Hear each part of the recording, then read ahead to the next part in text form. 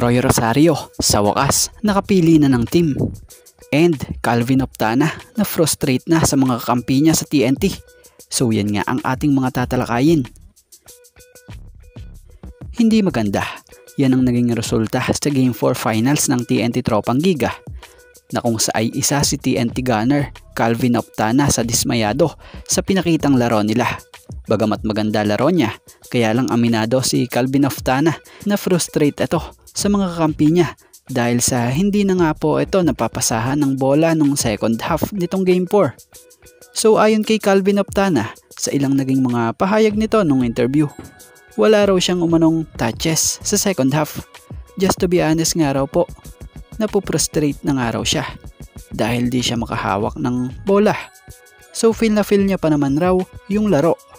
So may point naman doon si Calvin Optana dahil nararamdaman niya yun kung mainit na ba siya sa shooting na siyang napakita naman niya nung first half pa lamang ng laban nitong Game 4. Kaya ang sabi nga ni Calvin pa dun sa interview sa kanya, as a player, alam mo sa sarili mo kung mainit ka o hindi.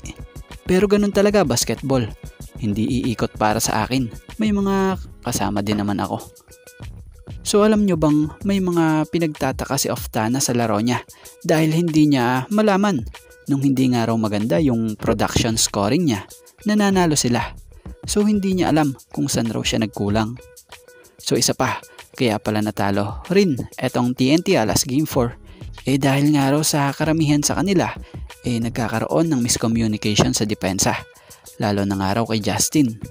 It's tough to gamble na di mag-switch kasi magaling nga raw din itong sila RJ and Amnesty sa ball screen.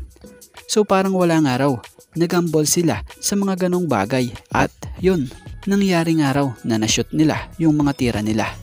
So talagang yung miscommunication sa depensa ng TNT ang isa sa mga nakikitang dahilan rin kung bakit natalo ng Hinebra itong TNT sa Game 4. At dito tayo, Troy Rosario, literal at legit na nakapili na ng team na paglalaroan dahil mukhang hindi ito sa ibang bansa maglalaro kundi dito pa rin sa Pilipinas. So kamakailan lang lumutang ang mga teams sa PBA na may interes sa nasabing manlalaro. Kabilang na dyan ang Blackwater na kinalaunay parang sumuko na rin sa panliligaw kay Troy, Converge, TNT, SMB at itong Barangay Hinebra. Pero kung matatandaan nyo unang pumutok noon ang bali-balitang nangunguna noon ang Hinebra sa nagka-interest dito.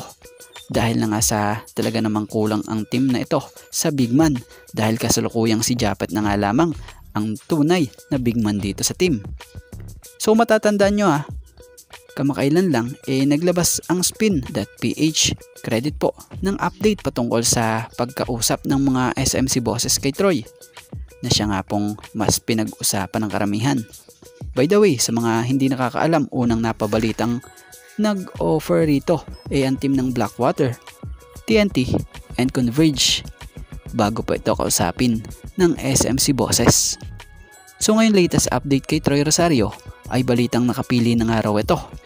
At ayon nga sa kanya, credit po, I have a team in mind na po.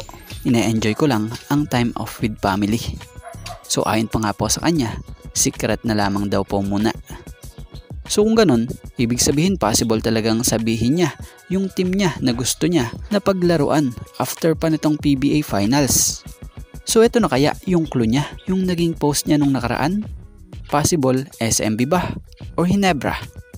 So yun, kaabang-abang dahil ang mahalaga ngayon may confirmation na nakapili na siya ng team.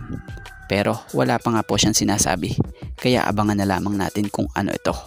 So yun, sa ngayon, eto nga lang po muna ang ating sports pasada and thank you for watching guys and God bless everyone.